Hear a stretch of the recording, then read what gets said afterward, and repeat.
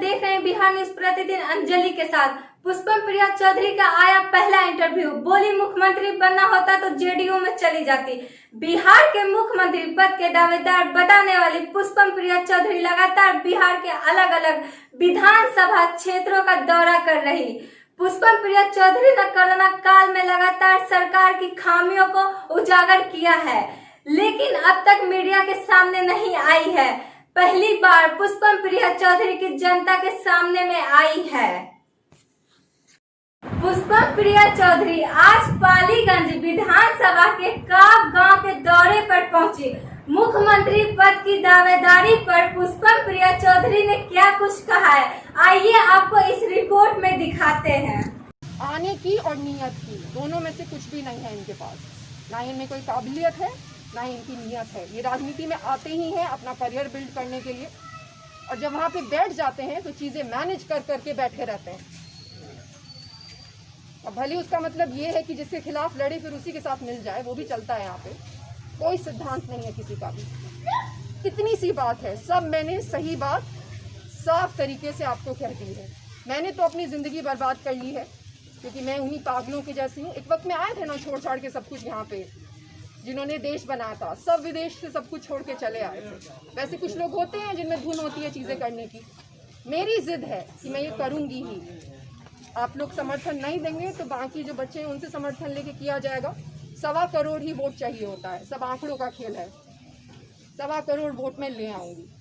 पर मैं यहाँ आई हूँ आप लोगों को ये बताने के लिए कि ये कोई चुनाव नहीं हो रहा है, ये क्रांति हो रहा है। खासकर युवाओं को बताना चाहूंगी, हमारे यहाँ जनरेशन आफ्टर जनरेशन से बर्बाद हुए। कम से कम जो बच्चे हैं, और यंग का मेरा मतलब 40 वाले यंग नहीं है, वो राजनीति में जो 40s के ऊपर वाले लोगों को भी यंग कहा जाता है। 40s नहीं, 50s के ऊपर वालों को नहीं, तो 20s में जो लोग हैं उनको मुझे रोजगार देना है। इसी राज्य में रोजगार देना है, बाहर जाके जूता खाने की जरूरत नहीं है, वो मैं दूंगी। इस जगह को मैं नंबर 1 भी बनाऊंगी। मैं आपसे सिर्फ मिलने आई हूँ और आपको ये कहने आई हूँ कि वो विकल्प अब है आपके पास। इसको एक क्रांति समझिए और बिहार को बदलते हैं। जैसे जैसे इलेक्शन नज़दीक आएगा, यहाँ पे जाति और धर्म की बातें होंगी, यही होगा। मैं हर जाति हर धर्म का सम्मान करती हूँ। मेरा अपना धर्म है, I am a born Hindu, इसमें तो कोई वो नहीं है, मैं हिंदू हूँ धर्म से। आरक्षण SC ST पर क्या स्टैंड है आपका? मुझे बोलने दीजिए, फिर आपके प्रश्न का जवाब दीजिए। मैं हर धर्म और हर जाति को मैं सम्मान करती हूँ। मेरे लिए जिंदगियाँ ज़रूरी हैं, सारी जो भी जिंदगियाँ हैं। रिप्रेजेंटेशन जिसके बारे में आप पूछ रहे हैं, सबका होना चाहिए, लेकिन उस पर आइडेंटिटी पॉलिटिक्स नहीं होनी चाहिए, क्योंकि हर जगह हर जाति और हर धर्म के लोगों की एक ही हालत है। जाके देखिए, कहीं भी जाके देखिए। पूरे अभी के बिहार की बात करूँ, मैं सोशल मीडिया पे नहीं हूँ, मैं लोगों से जाके, मेरे इतना कोई भी नहीं जा रहा ग्रास रूट्स पे, जहाँ पे लोग आपका हाथ पकड़ के हरिजन टोला लेके गए मुझे। ठीक है, एक छोटी सी बात बताती हूँ। आरक्षण खत्म होना चाहिए कि नहीं आपके पार्टी का स्टैंड? मैं जो बोल रही हूँ वो सुनिए ना, आप जवाब दीजिए ना। मेरे हाथ में थोड़ी है खत्म करना। आपका स्टैंड क्या है, खत्म होना चाहिए या नहीं? किसका हम लोग आरक्षण के मारे हुए हैं। क्या हुए हुए हैं? आरक्षण के मारे हुए हैं हम लोग। ये फॉरवर्डों का गाँव है। फिर से आप वही बात करने लगे, जिसकी जिंदगी इतनी बेहतर हो जाएगी तो क्या आरक्षण की जरूरत पड़ेगी? अभी एट प्रेजेंट बोलिए, 10 साल हो गया था, 70 साल हो गए, कोई भी नई पार्टी आती है आरक्षण और SC ST को लेकर के स्टैंड ही नहीं लेती। मैं क्या बोली अभी? मैंने क्या बोला अभी? अगर हमारी जिंदगी, कहाँ आंसर मिला सर? नहीं सुनिए, आंसर दे ही नहीं, आप सुनना ही नहीं चाहते।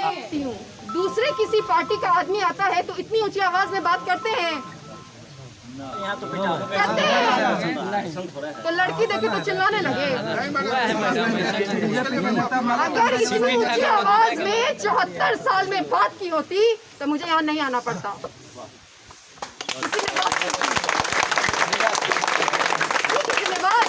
अभी आएंगे ना पहन के, जो आते भी नहीं हैं, आपके जो मुखिया हैं, कितने लोग मिले यहाँ पे नीतीश जी से। मैं इतने छोटे से उनको देख रही हूँ, कोई आते भी नहीं है यहाँ पे आप लोगों के। अगर पूछे होते तो आज ये प्रश्न नहीं पूछना पड़ता।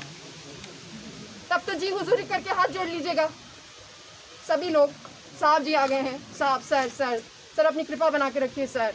मैंने ये आप लोग को करते हुए बचपन से देखा है, और यही खत्म करने का ये मौका दे रही हूँ। आरक्षण की बात पूछ रहे हैं ना, मैं बात आपसे ये कर रही हूँ कि आपकी जिंदगी इतनी बेहतर हो जाएगी कि आरक्षण की जरूरत ही नहीं पड़ेगी ना। क्या सरकारी नौकरी में आरक्षण पाने से कितना पैसा मिलता है? प्राइवेट नौकरी में नौकरी पाने से कितना पैसा मिलता है? अंतर नहीं पता है यहाँ पे लोगों को। मैं उस तरह की बेहतरी की बात कर रही हूँ। मैं आपको इसीलिए कह रही हूँ कि जो लोग जाति और धन पे आपको आरक्षण देने की बात करते हैं या नहीं करते हैं, वो किसी के लिए कुछ नहीं करता, फिर जाता भी नहीं है। मार्च के महीने में एक इश्तेहार आया, मैं मुख्यमंत्री बनना चाहती हूं। हमारे साथ पुष्पम प्रिया चौधरी हैं। पालीगंज का विधानसभा क्षेत्र का एक गांव है काब, वहां आई हैं। इनसे जानना बेहद ज़रूरी है किन एजेंडों के साथ अब ये मुहर लगाएंगी, क्योंकि इन्हें मुख्यमंत्री बनना है। स्वागत है मैम। Thank you. मेरा एजेंडा बहुत क्लियर है, जो मैंने बहुत बार बोला भी है ऑन एंड ऑफ। मुझे रोज़गार लाना है, मुझे जॉब्स लाने हैं, मुझे यहाँ पे जितने लोग हैं उनको अमीर बनाना है, उनको वो इज्जत देनी है जिसके लिए वो दूसरे राज्यों में जाया करते हैं। कैसे आएगा वो भी मैंने बताया है। ज़बरदस्त एग्रीकल्चर रिफॉर्म करने की ज़रूरत है। हमारे यहाँ पूरे विश्व की सबसे उपजाऊ ज़मीन है, लेकिन हमारी जो प्रोडक्टिविटी है उस ज़मीन की वो आधे से भी कम है। उसका यही कारण है कि किसी भी तरीके की सहायता नहीं मिलती किसानों को। किसानों की कैसी हालत है वो आपको पता है। उनको फैसिलिटेट करने की ज़रूरत है, उनको सहारा देने की ज़रूरत है। एग्रीकल्चर रिवोल्यूशन लाने की ज़रूरत है, वो मैं लाऊंगी। उसके अलावा जो इतने सारे उद्योग हैं जिनको इन्होंने बंद कर दिया है पिछले 30 साल में, यहाँ के जितने उद्योग हैं जो मैंने जा के आपको हर ज़िले में दिखाया है, क्योंकि हमारे अंदर वो ट्रस्ट ख़त्म हो गया है कि हमारे पास कुछ भी है। मैंने सब कुछ दिखाने की कोशिश की। हम गोल्ड माइन पे बैठे हैं। वो सारे उद्योगों को लगाने की ज़रूरत है, इन्वेस्टर्स को लाने की ज़रूरत है। अभी आप इन्वेस्टर्स से बात करिएगा तो आपको बोलेंगे वहाँ बहुत करप्शन है, हम नहीं जाएंगे। वो करप्शन कैसे ख़त्म, क्यों आएगा कोई इन्वेस्टर यहाँ पे? एक छोटा सवाल इसी में मैम, बहुत कम समय लेंगे। चुनाव के बाद हर राजनीतिक दल जुमला कह रहे हैं, पुष्पम प्रिया चौधरी क्या कहेंगे? जुमला तो करने में यहाँ आई नहीं, बहुत ही स्पष्ट रूप से ये बात है। मैंने पहले दिन से अभी तक में कोई जुमला नहीं किया है। मेरे पास वो एक्सपर्टीज़ है, मैं उतना पढ़ी लिखी हूँ, उसी सब्जेक्ट में पढ़ी लिखी हूँ जिससे कि पॉलिसीज़ बनाई जाती है। मैंने पहले पॉलिसीज़ बनाई हैं, विकसित देशों के लिए बनाई है। दुनिया भर में पॉलिसीज़ जो बनाई गई हैं उन सबको पढ़ा है। कोई कुछ भी असंभव, कोई भी जुमला नहीं है। हमारे अंदर का कॉन्फिडेंस जो है वो ख़त्म हो गया है। जब पूरा देश कर सकता है और बिहार उनके करने में कंट्रीब्यूट करता है तो बिहार तो करेगा ही, और मैं वो करके दिखाऊंगी। जात धर्म से आदमी नहीं ऊपर उठ पाते। आपके जो एजेंडेज हैं उससे अगर हर किसी को खुशी मिलती है, हर किसी के घर में चूल्हा जलता है, तो जात और धर्म अलग हो जाएगा। उस पर क्या रुख रखेंगे और किस तरीके से उसका जो बिहार में एंट्री होगा पुष्पम प्रिया चौधरी करेंगे? देखिए, मैं धर्म से हिंदू हूँ, इसमें कोई डाउट नहीं है। मैं हर धर्म का लेकिन इज्जत करती हूँ, क्योंकि मेरे हर धर्म के दोस्त हैं, हर जाति के दोस्त हैं, और सब मेरे परिवार जैसे ही हैं। अगर मुझे आज कुछ होगा, आप लोगों के साथ भी ऐसा ही होगा, तो मेरे सामने आ जाएंगे वो मुझे बचाने के लिए। तो जाति और धर्म सिर्फ वो चुनावी मुद्दा होता है, ताकि 5 साल तक जो इन्होंने काम नहीं किया उसके बारे में इनको बात नहीं करनी पड़े। हर इंसान का मतलब होता है हर इंसान। जब कोविड आता है तो आपसे पूछ के तो नहीं लगता आपको कि आपकी जाति और धर्म क्या है। जब बाढ़ों में वो सांप काटता है तो आपसे पूछ के तो नहीं काटता आपको कि क्या है जाति धर्म।